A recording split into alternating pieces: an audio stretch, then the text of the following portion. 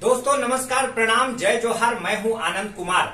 इस समय अंबिकापुर सरगुजा छत्तीसगढ़ का जो तापमान है वह करीब 38 डिग्री सेल्सियस है और रायपुर जो कि छत्तीसगढ़ प्रदेश का राजधानी है वहां 40 डिग्री और भारत की राजधानी नई दिल्ली का जो टेम्परेचर है वह करीब 42 डिग्री के आसपास है। मित्रों, इस समय जैसे मौसम की वजह से मौसम का तापमान बढ़ा हुआ है, वैसे ही देश में राजनीति का जो तापमान है वह बिल्कुल चढ़ा और बढ़ा हुआ है। पूरे देश के तापमान और पूरे देश की जो राजनीति है उसमें क्या क्या हो रहा है आप भली भांति देख रहे हैं, सुन रहे हैं। तो आइए मैं अंबिकापुर सरगुजा छत्तीसगढ़ से शुरू करता हूं। छत्तीसगढ़ में या तो भारतीय जनता पार्टी की सरकार होगी या कांग्रेस पार्टी की। सबसे पहले कांग्रेस पार्टी की थी, जिसके प्रथम मुख्यमंत्री स्वर्गीय अजीत जोगी जी थे। उसके बाद भारतीय जनता पार्टी ने 15 साल डॉक्टर रमन सिंह जी के नेतृत्व में यहाँ पे सरकार चलाई और उसके बाद अब पिछले 4.5 सालों से भूपेश बघेल की सरकार यहाँ कांग्रेस की सरकार है। अभी 3 दिन पहले की बात है कि छत्तीसगढ़ प्रदेश के चुनाव को देखते हुए सह और मात का खेल यहाँ पर जारी है। अभी भारतीय जनता पार्टी के केंद्रीय मंत्री और छत्तीसगढ़ प्रदेश के प्रभारी यहाँ आए और अपने संगठन को मजबूत करने का प्रयास किए, अपने कार्यकर्ताओं को जोश जगाए। ठीक उसी तरह पूरे छत्तीसगढ़ के सभी संभागों में कांग्रेस पार्टी का यहाँ पे संभागीय सम्मेलन हो रहा है और उसी कड़ी में परसों यहाँ 13 जून को कांग्रेस कमेटी छत्तीसगढ़ का संभागीय सम्मेलन हुआ और इस सम्मेलन में पूरे शहर को सजाया गया था। अपने बड़े नेताओं को स्वागत की तैयारी की गई थी। छत्तीसगढ़ कांग्रेस कमेटी के प्रभारी शैलजा जी, प्रदेश के कांग्रेस अध्यक्ष मोहन मारकाम जी, इस प्रदेश के मुखिया और मुख्यमंत्री भूपेश बघेल जी के साथ साथ सभी मंत्री, विधायक, सांसद, जनप्रतिनिधि और सरगुजा संभाग के सभी जिलों के लगभग 1000 से ज्यादा कांग्रेस पार्टी के कार्यकर्ता यहाँ उपस्थित थे और उनके अंदर यह उत्साह जगाया जा रहा था कि हमें कैसे दूसरी बार सरकार में आना है। सह और मात का खेल इस समय जोरों पर है। जैसे कि मौसम का तापमान भी बढ़ा हुआ है, वैसे ही नेताओं का, वैसे ही पार्टियों का तापमान बढ़ा हुआ है। तो आज की इस वीडियो में हम चर्चा करेंगे कि छत्तीसगढ़ प्रदेश का अब तक का क्या हाल रहा पिछले 23 सालों में। मित्रों, आप सभी मेरे से बेहतर जानते हैं कि न सिर्फ भारत बल्कि पूरी दुनिया के विश्व के सर्वमान्य नेता और भारत रत्न भारतीय जनता पार्टी के और इस देश के पूर्व प्रधानमंत्री माननीय अटल बिहारी वाजपेयी, जो अब हमारे बीच नहीं है, उन्होंने नवंबर 2000 में छत्तीसगढ़ प्रदेश का निर्माण किया, यानी कि अविभाजित मध्य प्रदेश से एक नए राज्य की यहाँ पे स्थापना हुई। इसके साथ ही कुछ और राज्यों की भी स्थापना हुई थी, जिसमें उत्तरांचल है, बिहार से झारखंड हुई है। आइए तो हम छत्तीसगढ़ प्रदेश के संदर्भ में आज चर्चा करेंगे, क्योंकि मैं छत्तीसगढ़ से हूं और छत्तीसगढ़ के अंबिकापुर शहर से आप सभी से रूबरू हो रहा हूं। तो मित्रों, आइए सबसे पहले शुरू करते हैं कि छत्तीसगढ़ प्रदेश का पिछले 22-23 वर्षों का क्या विकास रहा है, क्या डेवलपमेंट रहा है। शुरू करते हैं सबसे पहले स्वर्गीय अजीत जोगी जी से। तो मित्रों, जब छत्तीसगढ़ प्रदेश बना तो अविभाजित मध्य प्रदेश से यह जो छत्तीसगढ़ का इलाका है, यहाँ कांग्रेस का ज्यादा सीट था और छत्तीसगढ़ के प्रथम मुख्यमंत्री के रूप में अजीत प्रमोद जोगी जी की यहाँ पे नियुक्ति हुई और उन्होंने, चूंकि यह जो छत्तीसगढ़ प्रदेश है नया नया बना था, तो निश्चित रूप से मित्रों आप जानते हैं कि किसी भी राज्य को घर को बनाने के लिए सबसे पहले नींव की जरूरत होती है। तो राज्य रूपी इस छत्तीसगढ़ प्रदेश की नींव सबसे पहले अजीत जोगी जी ने रखा और अपने 3 साल के कार्यकाल में उन्होंने विकास के बहुत सारे काम किए। महज यह संयोग है कि उनके विकास कार्यों का, उनकी सरकार का जब 100 दिन पूरा हुआ था तो हम मदारी आर्ट्स के कलाकार भी अंबिकापुर से लेकर कोरबा तक उनके विकास कार्यों के प्रचार प्रसार और उस रैली और उस कार्यक्रम में हम लोग शामिल थे। तो आइए हम और आगे बढ़ते हैं और इस तरह से 3 साल का उनका सरकार चला, बहुत सारे विकास के काम हुए। चूंकि नया प्रदेश था, नए तरीके से काम करना था, सब कुछ नया नया था, तो इसलिए काम करने में उनको कई तरह की कठिनाई हुई, लेकिन शुरुआती दौर में उन्होंने बहुत अच्छा काम किया। लेकिन सरकार चलाते चलाते मुझे ऐसा महसूस हो रहा है कि अजीत जोगी जी के दिमाग में कई और चीजें भी चल रही थी और जब 2003 में जब चुनाव आया तो इस प्रदेश की जनता ने भारतीय जनता पार्टी को अपना आशीर्वाद दिया, अपना बहुमत दिया। हुआ यूं कि 3 साल के शासन काल में विकास के बहुत सारे काम हुए, लेकिन उसी गति से इस प्रदेश में नक्सलवाद भी बढ़ता चला गया और आम जनता, गणमान्य जनता के मन में नक्सलवाद का खौफ जो है वो बढ़ता चला गया। यह भी एक कारण हो सकता है। वैसे किसी भी सरकार के बदलने और न बदलने के पीछे जनता सर्वोपरि होती है। जनता जनार्दन जिसको आशीर्वाद देती है वही शासन और सत्ता में होता है। तो कुल मिलाके अजीत जोगी जी की सरकार 3 साल यानी कि कांग्रेस की सरकार यहां से चली गई और भारतीय जनता पार्टी की सरकार 2003 में आई और डॉक्टर रमन सिंह जी प्रथम मुख्यमंत्री जो कि चुने हुए सरकार में पहली बार यहां मुख्यमंत्री बने और लगातार 15 सालों में डॉक्टर रमन सिंह जी और उनकी सरकार ने निसंदेह छत्तीसगढ़ में विकास के नए नए कार्यक्रम किए, नए नया आयाम स्थापित किए। बहुत लंबी कहानी है उनके विकास के। जैसे उन्हीं के दिनों में 1 रुपए प्रति किलो चावल देने का जो यह योजना था, निसंदेह अभूतपूर्व था। भारत में ऐसी कल्पना या पूरी दुनिया में ऐसी कल्पना करना संभव नहीं है कि 1 रुपए किलो चावल भी दिया जा सके। और छत्तीसगढ़ प्रदेश का जो पीडीएस सिस्टम था वह बहुत उसका नाम हुआ, बहुत तारीफ हुआ, कई बार उसको नेशनल लेवल पे पुरस्कृत भी किया गया। तो न सिर्फ चावल, गरीबों के लिए बहुत सारी ऐसी योजनाएं हैं, साथ ही सड़क, पुल, पुलिया, बिल्डिंग, ऐसे भौतिक संसाधनों का लगातार विकास हुआ और साथ ही सरकार जो है अपनी कई तरह की समस्याओं से भी सुलझती रही। और जब दूसरी बार चुनाव होने लगा वह वर्ष 2008 था, तो ऐसा लग रहा था कि शायद अब यहाँ भारतीय जनता पार्टी बदल जाएगी और फिर से कांग्रेस पार्टी सत्ता पे आ सकती है। कांग्रेस के लोगों ने भी खूब अच्छा अपना मेहनत किया, लेकिन दोबारा जनता जनार्दन भारतीय जनता पार्टी को ही मिला और पुनः एक बार छत्तीसगढ़ में डॉक्टर रमन सिंह जी मुख्यमंत्री बने और फिर जो विकास की जो गति थी, निसंदेह छत्तीसगढ़ प्रदेश को विकास की धारा से उन्होंने जोड़ा। आज भी हम जब छत्तीसगढ़ प्रदेश में किसी हॉस्पिटल, कलेक्ट्रेट, जिला पंचायत का ऑफिस, बड़े बड़े बिल्डिंग, रोड, सड़क, पुल, पुलिया जब देखते हैं तो उनकी याद जरूर आ जाती है। महज आप इस बात से अंदाजा लगा सकते हैं कि पहले अंबिकापुर से बिलासपुर और या रायपुर जाने में दिन भर का समय लगता था, लेकिन अब चकाचक रोड भी हो गया तो बहुत आसान हो गया वहां पे जाना। तो मित्रों, मैं डॉक्टर रमन सिंह जी की जो दूसरी बार सरकार आई और उन्होंने बहुत अच्छा काम किया और देखते देखते 8 से वह 13 का समय आ गया। मित्रों, वर्ष 2013 में कांग्रेस पार्टी के यहाँ नंद कुमार साय जी को कांग्रेस का अध्यक्ष बनाया गया और कांग्रेस अध्यक्ष और कांग्रेस के लोगों के द्वारा 10 साल के भारतीय जनता पार्टी की जो सरकार थी उनको ऐसा लग रहा था कि अब इसमें कुछ परिवर्तन होना चाहिए। तो उन्होंने एक परिवर्तन यात्रा की शुरुआत की। यह परिवर्तन यात्रा की शुरुआत यह महज एक संयोग है कि अंबिकापुर सरगुजा से शुरू हुआ और मैं भी उस कार्यक्रम में शामिल था।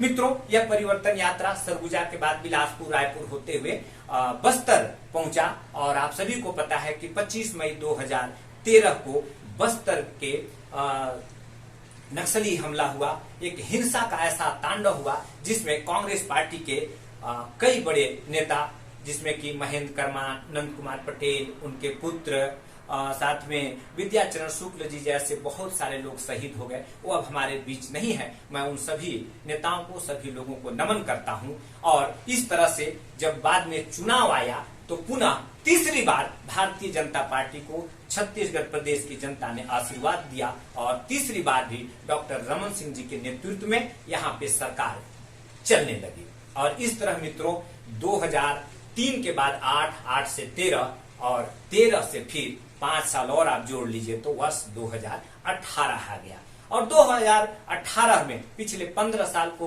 भारतीय जनता पार्टी की जो सरकार थी, जिसमें विकास के अभूतपूर्व कार्य किए गए थे, उन कार्यों को हम देख भी सकते हैं, समझ भी कर सकते हैं और महसूस भी कर सकते हैं। लेकिन जनता का आशीर्वाद 2018 में कांग्रेस पार्टी की तरफ गई और छत्तीसगढ़ प्रदेश में माननीय भूपेश बघेल जी आज मुख्यमंत्री हैं। पिछले 4.5 वर्षों से उनके नेतृत्व में सरकार चल रही है। तो 2018 में जो परिवर्तन हुआ उसमें छत्तीसगढ़ के जो कांग्रेस के जो लोग थे वो मिलजुल के चुनाव लड़े और वर्तमान मुख्यमंत्री और स्वास्थ्य मंत्री श्री टी.एस. सिंहदेव जो कि सरगुजा महाराज हैं, हम सब के लिए बहुत ही आदरणीय है। इन्होंने घोषणा पत्र बनाया, जन घोषणा पत्र, और इन सब चीजों से छत्तीसगढ़ की पूरी जनता ने 2018 में एक ऐसी विजय दिलाई जिसकी की कांग्रेस पार्टी के लोग खुद भी कल्पना नहीं कर सकते। एक बड़ी विजय। और इस तरह से कांग्रेस पार्टी के यहाँ पे माननीय भूपेश बघेल जी मुख्यमंत्री जो कि वर्तमान में भी हैं, और सरकार यहाँ काम शुरू की। मित्रों, अजीत जोगी जी और डॉक्टर रमन सिंह जी, इन दो मुख्यमंत्री को हमने देखा, और जब तीसरी बार हम भूपेश बघेल जी को देख रहे हैं तो मुझे ऐसा लगता है कि इनके कार्यशैली में, कार्य करने में थोड़ा फर्क है। मुख्यमंत्री बनने में बड़ी पेचीदगी थी, करीब हफ्तों समय लग गया कि आखिर कांग्रेस का यहाँ मुख्यमंत्री कौन होगा। खैर एन केन प्रकार बहुत सारे मीटिंग और बहुत सारे आपसी तालमेल के बाद फाइनली भूपेश बघेल जी मुख्यमंत्री बने।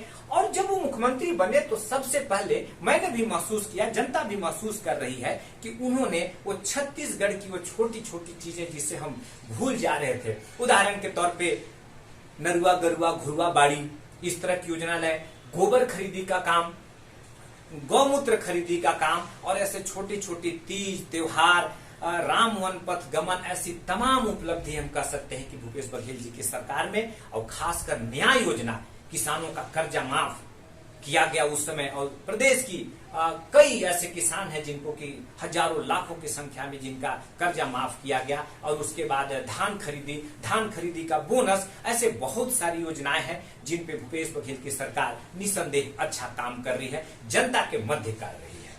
और इस तरह यह जो हमारा छत्तीसगढ़ प्रदेश है, 2000 से बन के और अब 23 वर्षों का हमारा छत्तीसगढ़ प्रदेश हुआ है। निसंदेह मित्रों, इन 23 सालों में छत्तीसगढ़ प्रदेश में विकास के बहुत सारे कार्य हुए हैं, और इन 3 मुख्यमंत्रियों को हमने देखा है, और तीनों मुख्यमंत्री अपने अपने स्तर पे काम कर रहे हैं। तो मित्रों, वापस मैं विषय पर आता हूं कि यह जो सियासी तापमान बढ़ा हुआ है, यह अब किस करवट जा रहा है।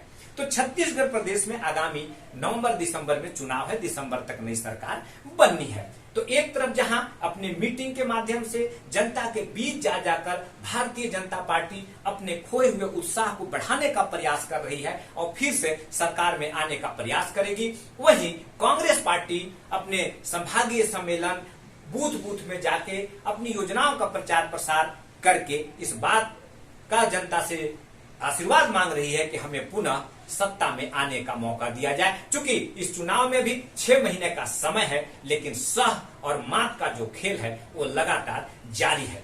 अगर हम भारत की राजनीति की बात करें तो इस समय दिल्ली में भी सियासी जो तापमान है वो बिल्कुल बढ़ा हुआ है। 2024 का इलेक्शन बहुत पास में है, और देश के यशस्वी प्रधानमंत्री माननीय नरेंद्र मोदी जी और भारतीय जनता पार्टी के प्रयास होगा कि वो भी हैट्रिक लगा सके। बहुत सारे विषय हैं, बहुत सारे मुद्दे हैं, तमाम आरोप प्रत्यारोप भी है, लेकिन पिछला 2 जो चुनाव था वह यह देखने को मिला कि हिमाचल प्रदेश और कर्नाटक का चुनाव, चूंकि आज मैं समीक्षा की तरह आपके सबके सामने बात कर रहा हूं, इसमें कांग्रेस पार्टी को सफलता मिली। जहां दोनों राज्यों में भाजपा की सरकार थी, अब वहां कांग्रेस पार्टी आ गई। लेकिन इस बीच हमको याद करना होगा श्री राहुल गांधी जी का। राहुल गांधी जी कन्याकुमारी से लेकर कश्मीर तक उन्होंने करीब करीब 3500 किलोमीटर का जो पदयात्रा किया। निसंदेह राहुल गांधी जी और कांग्रेस पार्टी के लिए जनता के बीच में विश्वास मिला, और शायद इसका ही असर था कि हिमाचल प्रदेश और कर्नाटक में कांग्रेस पार्टी की सरकार बनी। इन दोनों राज्यों की सरकार में बनने से इतना तो तय हुआ कि देश की जनता का मूड जो है वह कांग्रेस पार्टी की तरफ जा रहा है। खैर, यह तो वक्त बताएगा कि छत्तीसगढ़ सहित दूसरे राज्यों के चुनाव में क्या रिजल्ट आएगा और 2024 में क्या रिजल्ट आएगा। तो हम बात कर रहे थे यशस्वी प्रधानमंत्री नरेंद्र मोदी जी और भारतीय जनता पार्टी के पिछले 9 साल के कार्यों के बारे में। मित्रों, 2013-14 में जब नरेंद्र मोदी जी इस देश के प्रधानमंत्री बने तो बहुत सारे ऐसे काम थे जो ऐसा लग रहा था कि यह नाम मुमकिन है, खो ही नहीं सकता। जैसे कश्मीर का मामला हो या राम मंदिर का मामला हो, और ऐसे बहुत सारे काम जो कि केंद्र सरकार के द्वारा किया जा रहा है। आज देश के लगभग हर घर में शौचालय है, नरेंद्र मोदी जी की सरकार ने जो यह काम किया है, जो माताओं बहनों के लिए सम्मान के लिए काम किया गया है, निसंदेह मित्रों आज भी जब ग्रामीण क्षेत्रों में मैं कहीं जाता हूं या ऐसा अवसर मिलता है और किसी गांव में जब माताओं बहनें शौच का उपयोग करती हैं, उनका जो सम्मान किया गया है, निसंदेह यह अविस्मरणीय है, अभूतपूर्व है। इसी तरह चाहे जनधन योजना हो या किसी भी योजना के बारे में आप ले लें, केंद्र सरकार के द्वारा बहुत सारे ऐसे अच्छे काम किए गए हैं। हमारी माताएं बहनें घर में खाना बनाती हैं और उनके पास गैस देने का जो उज्ज्वला योजना किया गया, यह भी बहुत अच्छा योजना है। आज देश की करोड़ों हमारी माताएं बहनें जो हैं वो चूल्हा फूकती नहीं है, बल्कि गैस में खाना बना रही है। चूंकि योजनाएं हैं, कुछ योजनाओं में सफलता अच्छी मिल सकती है, कुछ में फेल्युरिटी भी हो सकती है, लेकिन जो कार्य किया गया वह निसंदेह बहुत ही अच्छा कार्य किया गया है। इसी तरह मित्रों हम देख सकते हैं कि चाहे वह बाबा विश्वनाथ का कॉरिडोर का मामला हो या राम मंदिर का मामला हो या कश्मीर का मामला हो या हलाला का मामला हो, ऐसे कई सारे कानून, कई सारी योजनाएं आज निसंदेह हमारे इस भारत देश में यशस्वी प्रधानमंत्री जी के द्वारा जो किया गया वह अभूतपूर्व है। मित्रों यह सियासी तापमान का समय है, यह मौसम के तापमान इस समय बहुत चढ़ा हुआ है, तो ऐसे समय में हम 2024 में देखेंगे कि क्या वो हैट्रिक लगा पाते हैं या देश की जनता जनार्दन किसको आशीर्वाद देती है। तो आइए मित्रों वापस मैं छत्तीसगढ़ प्रदेश में आना चाहता हूं कि अभी कुछ महीने बाद यहाँ पे चुनाव होगा और सह और मात के इस खेल में भारतीय जनता पार्टी जहां वापसी चाहेगी, वहीं कांग्रेस पार्टी भी चाहेगी कि वह दोबारा सरकार में रहे और अपनी योजनाओं को आगे बढ़ाते रहे। मित्रों आज का जो दौर है यह एक ऐसा दौर हो चुका है जब हम अपने आजादी का 75 साल पूरा कर चुके हैं और हम 76वें साल में पहुंच चुके हैं। हमें ऐसा लगता है कि एक बार फिर से राष्ट्रपिता महात्मा गांधी जी को विचारों को भी सामने आना चाहिए, क्योंकि देश की जो वर्तमान दशा और दिशा है वह कुछ खराब होते चली जा रही है। आज चोरी, डकैती, गुंडागर्दी, बलात्कार, हिंसा, आतंकवाद, नक्सलवाद, खालिस्तानी, ऐसे बहुत सारे मुद्दे हैं जो हमें विचलित कर रही है और देश को कमजोर कर रही है। मैं सभी राजनीतिज्ञों से भी निवेदन करूंगा, वो मुझसे बेहतर जानते हैं, मैं उन्हें बताने की स्थिति में नहीं हूं, लेकिन निवेदन कर सकता हूं कि देश में राजनीति में कम से कम सुचिता होनी चाहिए। कुछ ऐसे मुद्दे हैं जिसपे राजनीति नहीं होनी चाहिए। कई बार हम लोग देखते हैं चाहे ट्रेन की दुर्घटना हो, बलात्कार का मामला हो, आतंकवाद का मामला हो या हिंसा का मामला हो, तो उसमें राजनीति आ जाती है। छत्तीसगढ़ प्रदेश में हुए झीरम घाटी का अब तक कोई सॉल्यूशन नहीं निकला है। मुझे लगता है कि इसमें भी राजनीति है। खैर, सह और मात के खेल में छत्तीसगढ़ प्रदेश में भारतीय जनता पार्टी अपना सरकार बनाना चाहेगी और कांग्रेस पार्टी चाहेगी कि फिर से उनकी सरकार रिपीट हो जाए। दावे पर दावे एक दूसरे के प्रति वाद विवाद चलता रहता है, लेकिन सच तो यह है कि गांधी आज भी प्रासंगिक है। गांधी के विचारों को एक बार जरूर इस देश में लाना चाहिए। अभी कुछ दिन पहले हम लोग एक फिल्म का निर्माण कर रहे हैं जिसका नाम है प्रयोग, और इस फिल्म के माध्यम से यह संदेश देना चाहते हैं कि इस देश की जो अंदरूनी जो ताकतें हैं, चाहे वह आतंकवाद हो, नक्सलवाद हो, हिंसा हो, बलात्कार हो, इन सब चीजों पे सरकार को ध्यान देना चाहिए और हर नागरिक के सुरक्षा सरकार की पहली जिम्मेदारी है। लोकतंत्र है और लोकतंत्र में हर व्यक्ति का सम्मान होना चाहिए, उसकी सुरक्षा होनी चाहिए। हमारी फिल्म का भी यही उद्देश्य है और इस फिल्म की शूटिंग के लिए हम नई दिल्ली के राजघाट में भी गए थे, जहां बापू की समाधि है और पूरे देश में कई राज्यों में इसकी शूटिंग की गई है। यह फिल्म बहुत जल्द आपके पास आएगी और गांधी के विचारों को आपके समक्ष लाएगी। हमें सुराज नहीं स्वराज चाहिए, हमें लोक नियुक्त नहीं लोक नियंत्रित तंत्र चाहिए, क्योंकि जो राजनीतिज्ञ हैं, कुछ लोग ऐसे हैं जो कि राजनीति में आने के बाद, पद पाने के बाद वो एक तरीके से हम कह सकते हैं कि जनता के सेवा करने के बजाय उस पर शासन करने लग जाते हैं। तो मित्रों सियासी तापमान बढ़ा हुआ है, सह और मात का खेल चल रहा है, चुनाव बहुत जल्द है। तो क्या नवंबर दिसंबर में जो छत्तीसगढ़ प्रदेश में चुनाव होगा, तो क्या हम ऐसा देख सकेंगे कि आईपीएल मैच की तरह भारतीय जनता पार्टी अंतिम ओवर में छोटे ऐसे बॉल देगी जिसमें कांग्रेस रन ही नहीं बना पाएगी, या फिर ऐसा हो पाएगा कि लास्ट के 2 बॉल में चौका और छक्का मार के इस सियासी जंग को लोग जीत जाएंगे। तो आइए देखते हैं। आज की वीडियो में इतना ही। बहुत बहुत धन्यवाद। नमस्कार, प्रणाम।